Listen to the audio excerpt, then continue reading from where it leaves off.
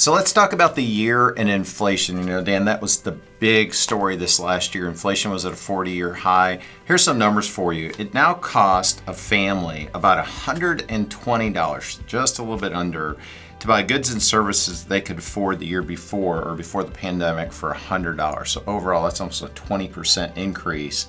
And I'll tell you, that really puts the pinch on folks' budgets. Well, we're hearing it every day in the office with conversations that we're having with clients. And, you know, essentially, the painful part is we went through a decade, John, with essentially little to no inflation. And in some areas and sectors like gas from time to time, where gas prices were hitting lows we haven't seen in 15 to 20 years. And so the problem is, I think we all get a little bit too accustomed to the norm that we're experiencing, and we just expect that it's always going to be that way. But the reality is, inflation has to happen over time just due to the increased wages and people demanding more income, which they deserve. So the cost of goods do go up over time. The problem is with this one, it hit all at once. There was no gradual increase. If we saw 3 to 4% inflation over the last 10 to 15 years, it wouldn't have hurt as bad as this one, but we saw that inflation number go up 8 to 9%.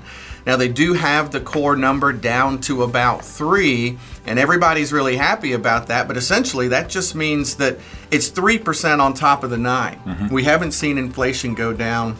And the reality is, there's a lot of sectors that we believe just won't see a decline, and maybe this is the new normal when it comes to the cost of goods moving forward. Yeah, so when you think about cost of goods, this is how much a couple of sectors up, and then we'll follow this up with like a question we're typically asked.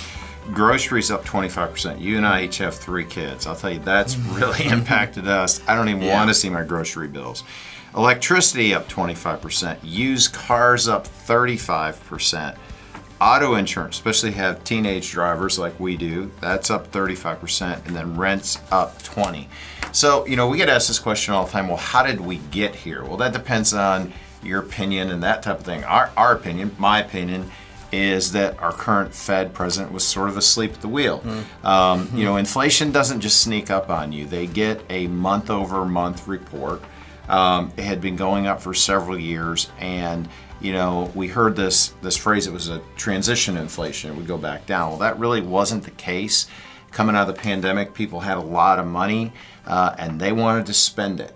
And so my personal view is if the Fed had started to raise rates a few years ago, they wouldn't have had to have been as aggressive. And by the time they really acknowledged the problem, it was really too late. And then they took, you know, a blunt instrument to surgery versus a scalpel. Well, and you know, recently, John, the Fed came out and said they expect next year, so let's talk about 2024, what do we expect? Next year, they expect to lower rates 3 different times, which is a big deal. That says that they now believe that they have this inflation under control, which is why we believe this may be the new normal.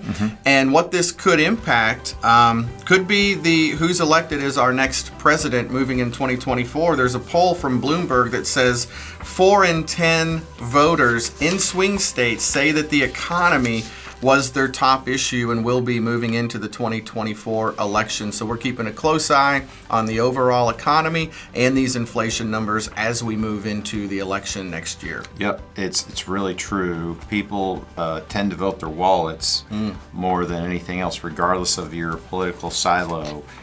Which again is one of the reasons I go back to the Fed. The Fed is really supposed to be outside of politics and really ignored this issue through the last 2 administrations until it was too late. In fact, there's this thing, Dan, called the Fed dot plot, and it's this chart, but it's pretty simple to understand. It's just a chart with a bunch of dots, and each of those dots represents a vote in the Fed.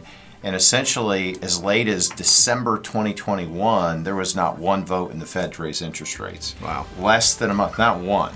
So less than a month later, in January of 22, we got a 7% year-over-year inflation number. All of a sudden, it was a fire drill and we were ready to raise rates. And again, you default back to the fact that they get a monthly report. So the good news is it is under control. It's going to be interesting to see what happens next year. Yeah, exactly. Well, thanks for watching Retirement Talk. Subscribe here on the channel to get our latest episodes just like this.